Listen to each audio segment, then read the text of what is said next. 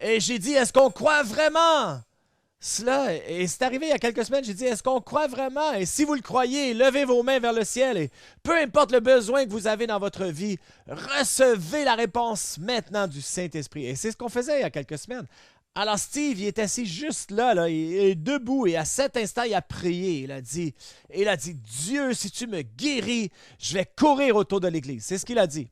Alors l'offrande est arrivée et lui, il allait aider pour l'offrande avec les paniers. Et il a pris l'offrande et il n'est pas revenu. Et parfois, ça l'arrive, mais c'est une mauvaise nouvelle quand ça se passe, là.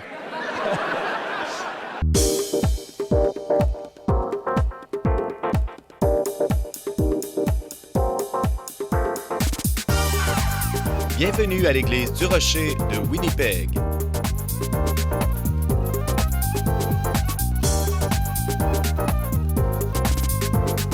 Demeurez avec nous pour un autre message qui provoquera votre pensée du pasteur Mark Hughes. Alors, on est vraiment content que vous soyez ici aujourd'hui parce que nous débutons notre voyage 50 jours dans l'Esprit. Et ça fait environ une année qu'on travaille sur ça. Et c'est intéressant parce que, vous savez, quand on parle d'acronymes, on essaie d'en développer. Et durant cette préparation, on a développé un malheureux acronyme et on appelle ça 50 JDLE. JDLE pour jour dans l'esprit. Alors, je pense pas que vous allez comprendre ce que ça veut vraiment dire, mais c'est pas grave. Alors, ce matin, on va débuter 50 jours dans l'esprit. Je veux que vous regardiez cela moins comme un sermon, mais plutôt comme une invitation à vous joindre à ce voyage avec nous. Et on croit que le Saint-Esprit, il n'y a rien de plus important que l'Église qui se rassemble avec le Saint-Esprit parce que nous croyons que ça va vraiment nous changer comme Église et nous transformer. Et on a de grandes attentes dans les 7 prochaines semaines lorsqu'on veut vraiment impliquer le Saint-Esprit. Pensez à ceci. L'Église de Actes, le livre de Actes, quand est-ce que l'Église a pris naissance? En réalité, c'était le jour de la Pentecôte, 50 jours après la crucifixion de Jésus-Christ. Et pourquoi est-ce qu'elle a pris naissance? Eh bien, le Saint-Esprit est descendu sur quoi? Un reste négligé, un groupe de perdus. Il y en avait 120 qui se cachaient dans la chambre haute. Et ce jour-là, le Saint-Esprit est descendu comme un vent impétueux et il les a remplis cette salle du Saint-Esprit. Et ensuite, ils sont sortis dans les rues et ils étaient des gens, un reste négligé, maintenant audacieux, sur les rues, parlant en d'autres langues, audacieusement proclamant Jésus-Christ. Et les gens, ils étaient là et les regardaient. Ils disaient, mais qu'est-ce qui arrive avec vous? Êtes-vous ivres? Non, Pierre se lève et il dit, non, nous ne sommes pas ivres. Voici ce que Joël le prophète a dit. Dans ces jours, je répandrai mon esprit sur toute chair. Vos fils et vos filles prophétiseront.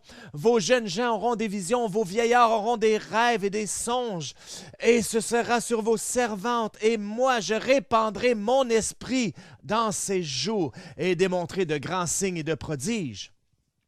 Voilà ce que le prophète Joël avait dit qu'il se passerait et l'Église a pris naissance ce jour-là. Et qu'est-ce qui est arrivé à la fin de la journée? À la fin de la journée, 3000 personnes étaient venues à Christ. Est-ce que c'est parce qu'il y avait de grandes stratégies, de grandes réunions, système de son, machine à boucan? Vous savez, quand il n'y a rien qui fonctionne, sortez la machine à boucan, on dirait qu'il y a quelque chose qui se passe. Non, ils n'avaient rien de cela. Tout ce qu'ils avaient, c'était le Saint-Esprit. Comprenez ceci, nous avons besoin du Saint-Esprit aujourd'hui comme on n'en a jamais eu besoin avant. On a besoin d'une visitation du Saint-Esprit qu'il vienne sur nous. On doit l'inviter parce que voici ce qui est arrivé, mais en Amérique du Nord, là, on a tellement de programmes qu'on n'a plus besoin du Saint-Esprit. On n'a plus de place pour le Saint-Esprit. On a des lumières, on a du son, on a le drame, on a des effets spéciaux. Et est-ce que j'ai parlé de machine à boucan? Nous avons une machine à boucan. Il n'y a rien qui fonctionne, Dieu ne bouge pas. Alors on sort la machine à boucan. Ouh, la boucan! Dieu doit être là. Et lorsque la lumière passe dans cette boucane, ouh, oh. Allô, aidez-nous quelqu'un. On a besoin du Saint-Esprit comme jamais auparavant. Alors, dans les prochaines semaines, je vais parler de cela. Vivre dans l'Esprit, entendre l'Esprit, parler dans l'Esprit, marcher dans l'Esprit. Et aujourd'hui, je commence avec vivre dans l'esprit et ce que ça peut ressembler. La première chose que je veux dire, probablement la chose la plus importante, c'est ceci. Le Saint-Esprit est une personne. Et ça, c'est quelque chose qu'on a probablement oublié, là. Le Saint-Esprit est une personne. Le Saint-Esprit n'est pas un concept, c'est pas une chose, c'est pas une force de puissance. Nulle part dans la parole de Dieu, dans l'Évangile, où on entend « Utilise la force, Luc ». Non, mais écoutez, ça pourrait fonctionner, mais on ne le voit pas parce que le Saint-Esprit n'est pas une force. Le Saint-Esprit est une personne. Et vous dites, ben, c'est pas une personne humaine, j'ai pas dit humaine. Mais c'est une personne divine, mais le Saint-Esprit est une personne. C'est pas une chose. Et je vous mets au défi ici, là. Levez vos mains, là, si vous savez que dans plusieurs fois, vous avez référé au Saint-Esprit comme une chose. Hein?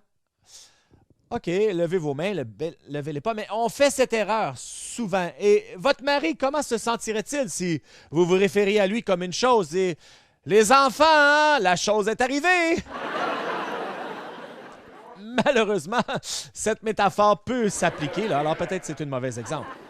Mais voici mon point. Comment est-ce que le Saint-Esprit se ressent puisque tellement de fois on se réfère à lui comme une chose plutôt qu'une personne? Alors aujourd'hui, on va voir des versets, on va voir comment Jésus a conceptualisé le Saint-Esprit. Jean, le chapitre 16, et je vais mettre l'emphase ici sur différents mots. Alors au verset 13, Jean 16, 13. Quand le consolateur, alors dites avec moi là, il et est. Alors vous pouvez faire ça, répétez avec moi. Alors, quand le consolateur sera venu, l'Esprit de vérité, il vous conduira dans toute la vérité et il ne parlera pas de lui-même, mais il dira tout ce qu'il aura entendu et il vous annoncera les choses à venir. Il me glorifiera parce qu'il prendra ce qui est à moi et vous l'annoncera. Tout ce que le Père a est à moi. C'est pourquoi j'ai dit ce qui prend de ce qui est à moi et qu'il vous l'annoncera. Et voici ma question. Que pensez-vous que Jésus essaie de nous dire là, sur le Saint-Esprit? Que le Saint-Esprit est une chose? Non, il essaie de nous dire qu'il est une personne. Et il essaie de nous donner cette idée que le Saint-Esprit est une personne. Il vient à l'Église et malheureusement, on met le Saint-Esprit dans un rôle. Et la raison pour laquelle on n'a pas vu la puissance du Saint-Esprit, c'est qu'on ne le reconnaît pas comme une personne de la Trinité. La parole de Dieu nous dit qu'ils ont une forme de piété, mais reniant ce qui en fait la force, apparence de piété. Et un des grands défis pour nous est ceci, et c'est de comprendre comment un esprit peut être une personne. Et je pense que c'est un grand défi pour nous. Et on a de la difficulté à conceptualiser ça. Et la Trinité, honnêtement, c'est un grand défi. Alors, on peut comprendre le Saint-Esprit mieux quand on comprend la Trinité. Hein? Et même historiquement, c'est vrai. Plusieurs choses, on peut débattre. Lorsque Jésus revient, on peut débattre la Vierge Marie, et si elle est encore une vierge, et ce genre de questions. Vous savez, on peut débattre ça jusqu'à ce que la tapisserie décolle des murs, mais le Saint-Esprit et la Trinité, c'est non négociable. La parole de Dieu est claire que Dieu est un Dieu en trois personnes. Et notre petit cerveau a de difficultés avec ce concept parce que comment ça peut se produire? Mais lorsqu'on regarde la parole de Dieu dans l'Ancien Testament, dans le Nouveau Testament, et voici ce qui est intéressant. Les Juifs ne croient pas dans la Trinité. Ils croient dans un Dieu, un seul Dieu.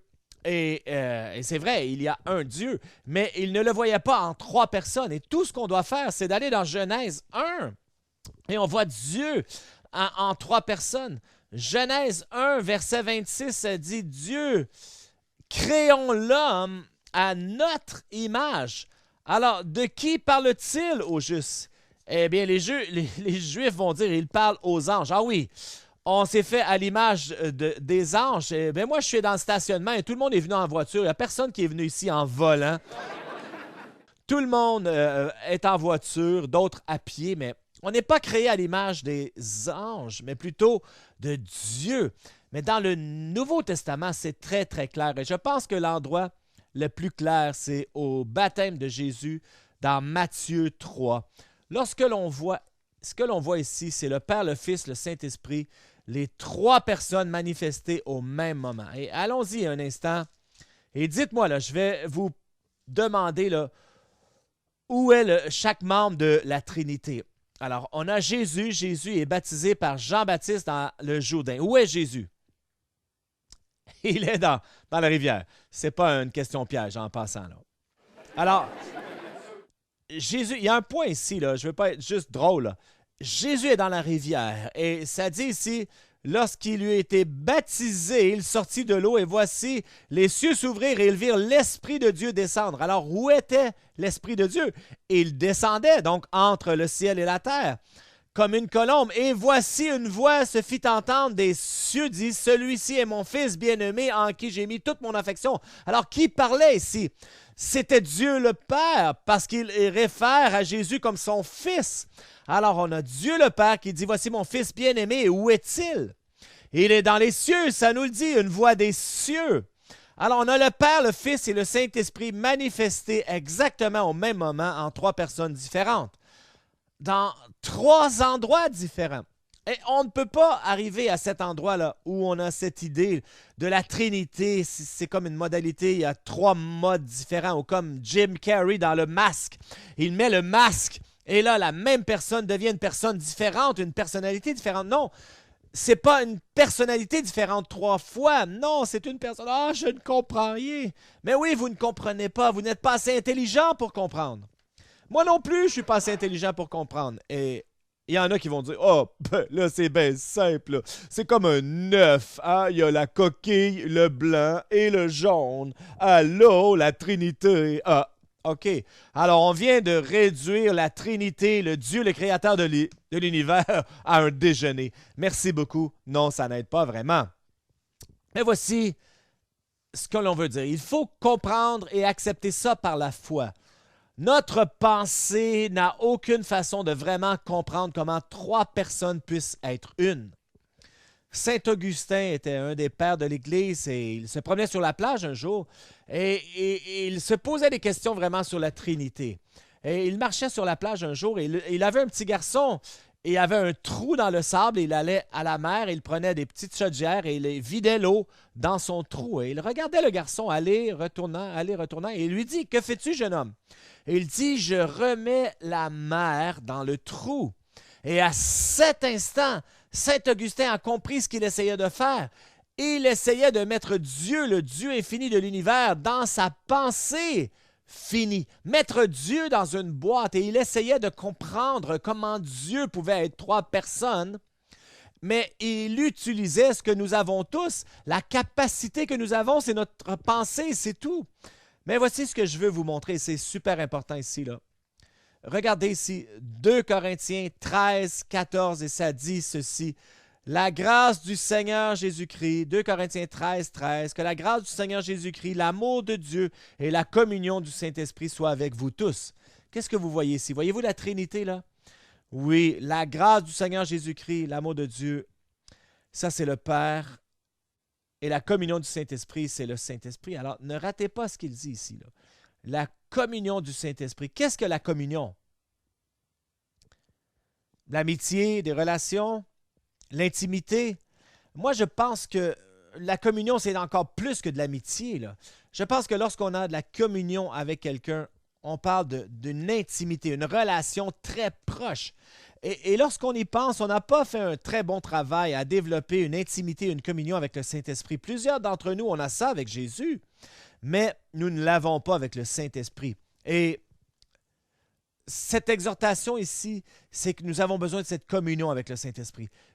Plusieurs d'entre vous, vous avez été dans une maison ou un foyer là, où vous avez peut-être un adolescent là, qui est grognon et qui ne parle jamais. Il vient, il mange, il grogne, il s'en retourne dans sa chambre.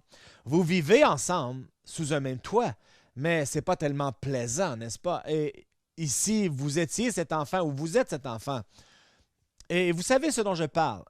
Vous vivez ensemble, mais il n'y a pas de communion ensemble, il n'y a pas de relation intime. Il y en a qui ont un conjoint comme ça. Vous êtes mariés, vous partagez le même lit, la même maison, mais il n'y a pas d'intimité, il n'y a pas de relation intime. Et il y a quelque chose de triste de ne pas avoir cette relation intime avec la personne avec qui on passe sa vie. Et c'est comme ça que le Saint-Esprit se sent. Parce qu'il est avec nous, mais nous l'avons comme mis de côté. C'est comme l'histoire de cette femme. Elle avait de la difficulté, elle était triste, son mari ne lui parlait jamais. Elles vont voir un conseiller matrimonial. Et elle dit, mon mari il ne sait rien de moi, il ne parle pas. Je veux juste savoir ce qu'il pense. Et il dit, je peux vous aider. Je vais vous dire qu'est-ce qu'il pense. Il pense rien. L'homme ne pense rien. Regardez, les lumières sont allumées, mais il n'y a personne à la maison. Alors, pour revenir à cette histoire qui n'est pas vraiment sérieuse, c'est une blague dans une blague en réalité. Alors, et là, elle dit, mon mari ne me parle pas, je pense qu'il ne me connaît même pas. Moi, il ne me connaît pas. Alors, le conseiller dit, ben, découvrons. Alors, il dit au mari, est-ce que tu sais quelles sont les fleurs? Et fleurs en anglais, c'est le même mot pour farine. Préféré. Alors lui, il dit, oui, c'est Robin Hood. Tout usage. Bon, OK. Il y a des blagues qui fonctionnent et il y a des blagues qui ne fonctionnent pas. Celle-là ne fonctionne pas. Alors, la première chose qui est le plus important de savoir, la première chose est ceci, c'est que le Saint-Esprit est une personne. La deuxième chose, le Saint-Esprit est un agent de puissance de la Trinité. Une des choses que l'on voit lorsqu'on lit la parole de Dieu, chaque fois que Dieu manifeste sa puissance, il le fait par la puissance du Saint-Esprit. Au tout début, la première ligne de la Bible, au commencement, Dieu créa les cieux et la terre. Et voici ma question pour vous. Où était le Saint-Esprit lorsque Dieu a créé les cieux et la terre? Ben, c'est dans les 3 prochains versets. Ça dit, le Saint-Esprit se mouvait au-dessus des eaux. Et dans Psaume 103, voici ce que ça dit. Ça dit, et il envoya son esprit et il a créé les cieux et la terre et tout ce qui était sur la terre. Alors, c'est l'Esprit qui a créé ces choses-là.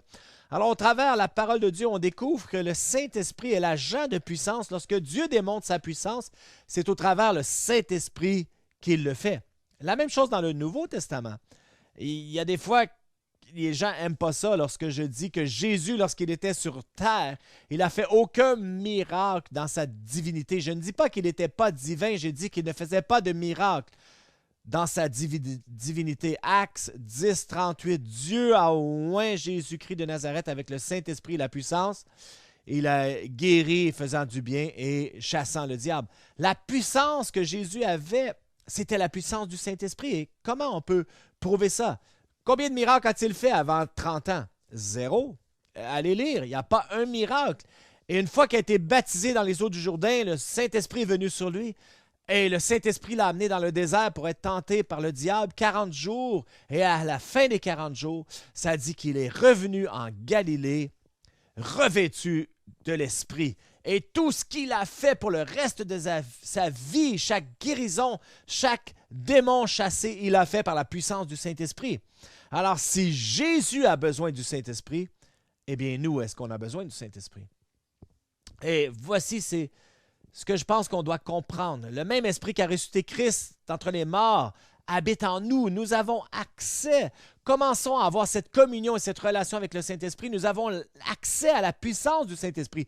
Tout ce que Dieu a fait dans votre vie, lorsqu'il t'a sauvé, il t'a pardonné, lorsqu'il t'a guéri, lorsqu'il t'a délivré, lorsqu'il t'a revêtu de puissance, pensez-y un instant. Tout ce qu'il a fait, il a fait par le Saint-Esprit. Vous êtes sauvés par l'Esprit, guéris par l'Esprit, délivrés par l'Esprit, n'est-ce pas? Les dons que nous recevons, c'est les dons de l'Esprit que nous recevons. Alors, voici à quel point le Saint-Esprit est important. Laissez-moi vous raconter une histoire. Ça s'est passé il y a quelques semaines. Je traversais ces portes ici, là, et un couple est venu, et le Saint-Esprit marchait un peu comme ça. Il est plus jeune que moi, là, et ça, c'est jeune. Et il marchait comme ça, voyez-vous, là, comme un vieillard. J'ai dit, Steve, qu'est-ce qui va pas? Il dit, mon nerf sciatique me fait mal, je peux pas me pencher, j'ai de la misère à marcher. Alors je lui ai dit, bien, c'est peut-être ta journée, peut-être c'est le jour de ton miracle. Et je lui ai continué, hein, et peut-être qu'il a pensé, je pensais pas que c'était sa journée, je dis ça toujours pour encourager les gens, point final. J'ai réalisé que j'étais pas vraiment authentique. J'ai dit, ah, ben c'est peut-être ton jour pour ton miracle. Alors, on entre dans la réunion et on commence à adorer Dieu. Et on chantait le chant « Si le même esprit qui a ressuscité Christ » et on a arrêté. Et j'ai dit, est-ce qu'on croit vraiment cela, et c'est arrivé il y a quelques semaines, j'ai dit, est-ce qu'on croit vraiment? Et si vous le croyez, levez vos mains vers le ciel et peu importe le besoin que vous avez dans votre vie, recevez la réponse maintenant du Saint-Esprit. Et c'est ce qu'on faisait il y a quelques semaines. Alors Steve, il est assis juste là, il est debout et à cet instant, il a prié. Il a dit, Dieu, si tu me guéris, je vais courir autour de l'église. C'est ce qu'il a dit. Alors, l'offrande est arrivée et lui, il allait aider pour l'offrande avec les paniers.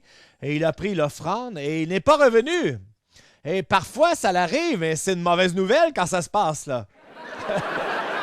Mais, vous savez, sa femme cherche et le cherche et peut-être qu'il est mort. Et ça aussi, ça l'arrive, hein? Ananias et Saphira, dans les actes avec l'offrande. Alors, elle recherche, elle regarde, où est mon mari?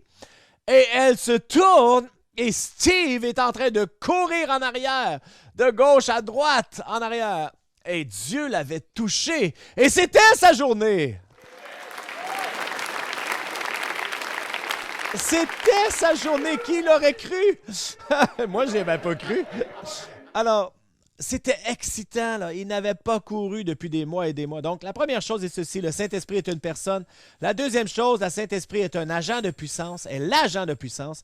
Et le Saint-Esprit habite en vous, demeure en vous. Et c'est incroyable, vous savez, vous allez remarquer que Paul est très excité sur ça. Je ne sais pas si vous avez remarqué, là, lorsqu'il parle, particulièrement dans Romains, hein, et il dit, ne sais-tu pas que tu es le temple du Saint-Esprit et le Saint-Esprit n'habite pas dans un temple fait de main d'homme. Et pourquoi il parle de cela? Pourquoi est-il authentique, excité le fait que le Saint-Esprit habite en lui? Parce que dans l'Ancien Testament, le Saint-Esprit n'habitait jamais dans les gens. Allez lire. Et ça dit, le Saint-Esprit est venu sur Samson et il a tué 1000 Philistins avec la mâchoire d'un âne. Et le Saint-Esprit est venu sur Ézéchiel et il a prophétisé. Et ce qui arrivait dans l'Ancien Testament, c'est que le Saint-Esprit venait sur les gens, il recevait la puissance et ensuite de ça, le Saint-Esprit s'en allait. Le Saint-Esprit n'habitait pas dans les gens. Il habitait dans le temple, dans le Saint des Saints. Où spécifiquement? Dans l'Arche de l'Alliance. Comment sais-tu ça? Ben, j'ai vu le film Les Templiers de l'Arche perdue. C'est comme ça que je le sais, je ne sais pas comment vous le savez. Alors, souvenez-vous de l'histoire. On a l'Arche de l'Alliance qui a été prise par les Philistins. Et David s'en va et il capture l'Arche. Et il est excité. Il ramène l'Arche de l'Alliance sur des bœufs. Vous vous souvenez, hein? C'était pas la bonne façon de la transporter. Ça devrait être sur des poteaux sur des souverains sacrificateurs. Mais et l'arche s'en va là et David est excité. Hein? Ouh, je ramène l'arche. Ouh, je ramène l'arche. Oh, je ramène l'arche. Oh! Et là, il est très excité sur l'arche. Mais le bœuf frappe un nid de poule. Et qu'est-ce qui arrive? Uza lève la main pour retenir l'arche. Et qu'est-ce qui arrive? Boum! Il tombe et il meurt. Mais vous dites, pourquoi a-t-il touché l'arche? Mais il n'avait pas vu le film. Vous avez vu le film. Vous avez vu les Templiers de l'Arche perdue. Il ne savait pas. Il n'avait pas vu le film. Vous savez ce qui est arrivé hein, lorsque les nazis ont l'arche. Indiana Jones est attaché avec la fille. Et lorsqu'ils ont ouvert l'arche, et là, il a dit à la fille, non, non, regarde pas, regarde pas. Alors, ils n'ont pas regardé, mais les nazis, ils ont regardé dans l'arche. Souvenez-vous, ils ont ouvert le couvert et ils ont regardé. Qu'est-ce qui est arrivé? Ils ont fondu. Ah! Ah! Ah! Je voulais montrer le clip de vidéo, mais je pense que ça ferait peur à tout le monde pour les plus vieux. Alors, je dramatise ici. Ah! Ah! Et leur visage fond. C'est une des plus belles scènes que j'ai jamais vues. Ah, j'aurais voulu le montrer ce matin. Ils ont fondu. Mais il ne faut pas se sentir mal. Ils sont des nazis, on s'en fout. Mais voici mon point ici, là.